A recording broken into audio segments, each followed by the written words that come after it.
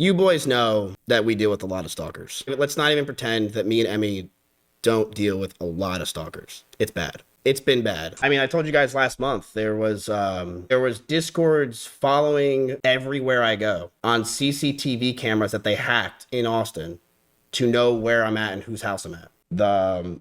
Emmy has had a plethora of unhinged people that have been very weird over the years. I mean, it's hard.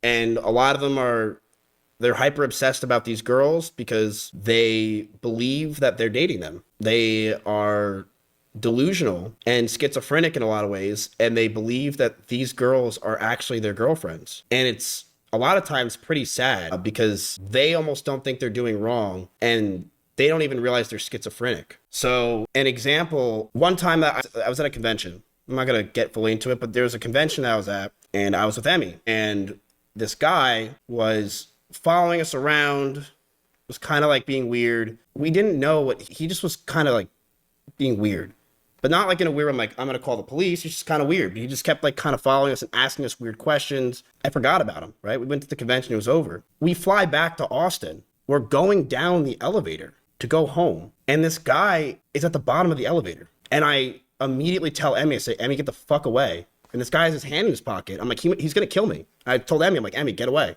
I'll handle this. So I go up to the guy, and I'm like, I told her to run. And I go up to the guy, and I'm like, what are you fucking doing here? Like, what's going on? And this guy he had no money. He flew to these events for the girls, and he had no money. He smelled like a homeless person because and he was living on a bench, and he spent the last of his money he had to fly out. And he's like, no, like Emmy's my wife. And I'm like, dude, no, she's not. You know, you're dating Pokimane. So I was like, that's not a reality, bro. You can't even pretend this is real. Like what is going on? And I'm talking to him, chat, and this guy really believed it, and he didn't even realize he was schizophrenic. And he's like, yeah, dude, some people have told me that, but I don't know if it's true or not. And I'm like, man, like, dude, you are schizophrenic. Like, I'm sorry to tell you this.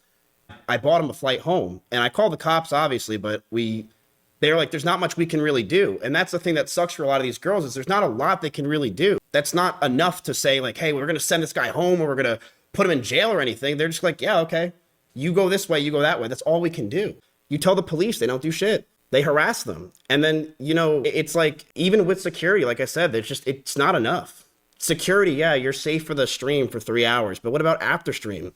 When they follow you home like they did with me and Emmy, you know? I pulled a gun on a viewer that came to my house, and he was there for Emmy. I mean, I don't talk about this shit because I don't really think there's a point a lot of time, but yeah, I pulled a gun on a viewer because he showed up to my house and he was banging on my door asking for Emmy. If he stepped in my house, would I have shot him? I would have killed him. Absolutely. If that guy tried to get in my house, I was going to kill him. I was ready. I had the trigger ready. I was going to shoot him. Of course I would. But I remember what happened after that. This is what happened. I swear to God. I was going to kill him. Imagine that you're in this situation. You're going to kill somebody who's stalking someone that you're very close to. And he had a picture of her on her phone. And after all this guy's at my house. He's waiting for her. He's admitting to the police when they get there that he's there for her and that they're dating and all this other stuff. I told the police, what are we going to do about it? We're going to bring him to a 7-Eleven that's near your house, and we're going to let him go because that's all we can do. And that's all they did. They got his name. They got his number. They're like, yeah, if you come back, you're trespassing, but that's it. And that's what these girls deal with. That's what I'm saying, chat. This is not something that's Texas. This is not something that's just my police. This is something that these girls with these kind of people, they don't get the help they need, and these guys just don't stop. Getting a restraining order is really fucking hard. It's not an easy process. It's not like it's a very hard thing to prove, and it's a very hard thing to get. It's not simple.